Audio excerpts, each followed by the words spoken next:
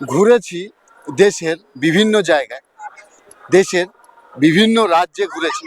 আজ ঘুরবো আমার জেলা হুগলি জেলা ব্রহ্মদৈত্যধাম। হুগলি জেলার মধ্যে সবথেকে বড় এই মন্দির ব্রহ্মদৈত্যধাম, যেটা রয়েছে বনমালীপুরে। নমস্কার বন্ধুরা, আমি রাজেশ। আমার আরও একটি নতুন ভিডিওয়ে আপনাদের সবাইকে স্বাগতম। এই মন্দিরটা 100 বিঘা জায়গা জুড়ে রয়েছে। এইদিকে হচ্ছে সমস্ত গাড়ি রাখার পার্কিং, 2 চাকা 4 চাকা, এদিকে সব গাড়ি রাখার পার্কিং। এটা হচ্ছে মেন মন্দিরের যে প্রবেশদ্বার, ব্রহ্মদৈত্যধাম। এটা হচ্ছে সেই প্রবেশদ্বার। তো সেই প্রবেশদ্বার দিয়ে এখন ঢুকছি ভিতরে। আগের তুলনায় অনেকটাই ডেভেলপ হয়েছে এই মন্দিরটা। এই যে আগে এই পুরো গেটের ভিতরে জুতো পরে যাওয়া যেত, আর এখন জুতো পরে প্রবেশ নিষেধ। তো জুতো এখানে বাইরে রাখতে পারেন, বা এখানে জুতোর ঘর আছে, তো এখানে কাউন্টারে জুতো রাখতে পারেন। এখানে বেশ অনেক লোক রেখেছে জুতো, এখানে অনেকে জুতো খুলে এখান থেকে ঢুকেছে। আর এইদিকে হচ্ছে জুতো রাখার ঘর। এখানে হয়তো জুতো রাখার জন্য হয়তো 2 টাকা বা 5 টাকা নিতে পারে। ভিতরে ঢুকতেই এরকম বড় বড় দুটো গম্বুজ আছে, একটা ডান পাশে একটা বাঁ পাশে, যেটা সুন্দর সুন্দর লাইট জ্বলে। যেমন এই পাশে আছে ঠিক তেমনই এই পাশে আছে, দুপাশে আছে, খুব সুন্দর। আর এই যে হচ্ছে মন্দিরের প্রবেশদ্বার। এখন ওই মন্দিরের ভিতরটায় প্রবেশ করেছি, মেন যে প্রবেশদ্বার থেকে মন্দিরে। আর এই মন্দিরটা 100 বিঘা জায়গা জুড়ে। এই যে হচ্ছে মেন মন্দিরের প্রবেশদ্বার। মেন মন্দিরের দরজাটা কত সুন্দর কাঠের কারুকার্যতে সাজানো।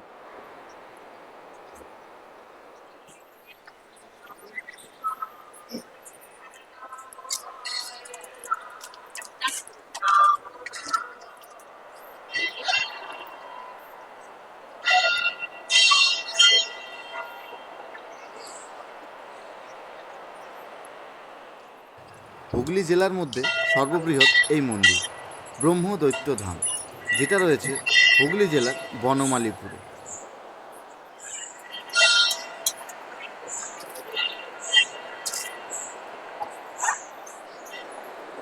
আর আজ রবিবার, আজ বনমালীপুরে এই মন্দিরে প্রচণ্ড ভিড় আজ এখানে। এমন চারিদিকে লক্ষ্য করতে পারছেন যে কত মানুষ এখানে এসেছেন। এখন আগের তুলনায় এখানে এখন মানুষের আনাগোনা অনেক বেড়েছে। বনমালীপুরের ব্রহ্মদৈত্য ধামের একই রকম 4টে ধাম আছে। যেটা হলো, এটা হচ্ছে প্রথম ধাম শিবদত্ত ধাম, যেটা আছে মধ্যপ্রদেশে, ঠিক এই রকম দেখতে, ঠিক আছে। যেমন এটা হচ্ছে দ্বিতীয় ধাম, এটা হচ্ছে অনুসয়া দত্ত ধাম, যেটা আছে কন্যাকুমারীতে। এটা কত সুন্দর দেখো, চারিদিকে নারকেল গাছ ভর্তি, খুব সুন্দর, ঠিক আছে। এটা হচ্ছে তৃতীয় ধাম ব্রহ্মদৈত্য ধাম, কলকাতা। মানে এখন যেটাতে আছি এইটা হচ্ছে সেই ধাম, ব্রহ্মদৈত্য ধাম, কলকাতা, ঠিক আছে। আর এটা হচ্ছে চতুর্থ ধাম অত্রিদত্ত ধাম, যেটা আছে উত্তরাখণ্ডে। খুব ভালো, মানে এর ডিজাইনটা খুব একটা ইউনিক ডিজাইন এটা। আর এই যে এই মূর্তিটা, এটা হচ্ছে ব্রহ্মা বিষ্ণু মহেশ্বরের মূর্তি, যেটার ওজন রয়েছে প্রায় 350 কিলোর কাছাকাছি। এটা পুরোটাই শ্বেত পাথরের তৈরি। একই অঙ্গে রয়েছে ব্রহ্মা, বিষ্ণু ও মহেশ্বর। কি সুন্দর দৃশ্য, তাই না বলুন? আর এখন এই মন্দিরটা থেকে আমি বাইরে বেরোচ্ছি। মানে এই মন্দিরটা থেকে বাইরে বেরোলে বিরাট বড় এক আঙিনা দেখতে পাওয়া যায়। এই যে দেখো, বিরাট বড় এক আঙিনা দেখতে পাওয়া যায় ঠিক এই মন্দিরের বাইরে। আর আজকের ভিড়টা একদম পুরো লক্ষ্য করার মতন ভিড়।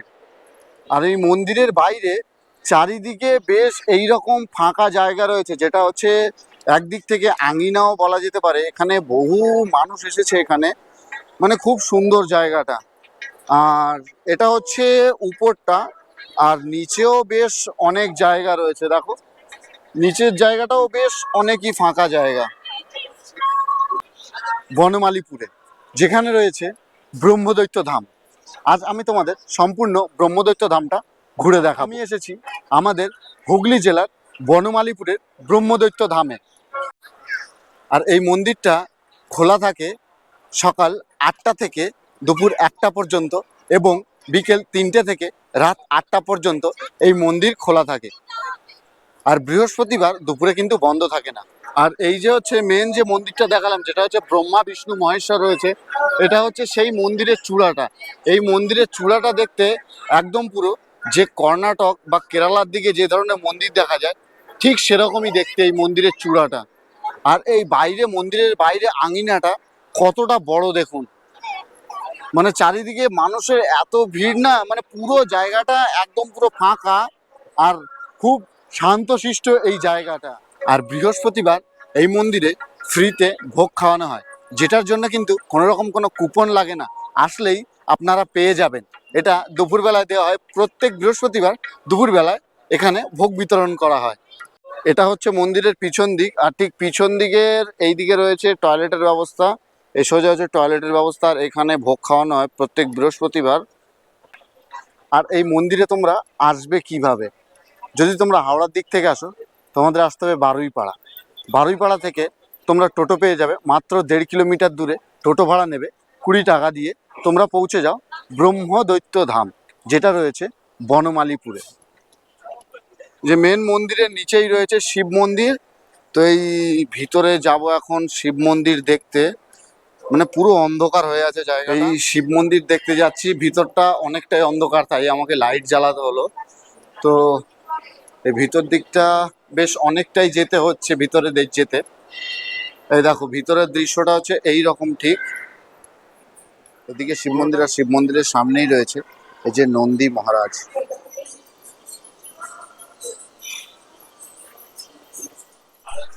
হরে কৃষ্ণ কৃষ্ণ কৃষ্ণ হরে হরে, হরে রাম রাম রাম হরে হরে। এই মন্দিরে আসলে যে কতটা না শান্তি পাওয়া যায়, না আসলে বুঝবেন না। আর একদিনের ছুটি নিয়ে চলে আসুন আমাদের হুগলি জেলার সব থেকে বড় মন্দির বনমালীপুর ব্রহ্মদৈত্য ধাম।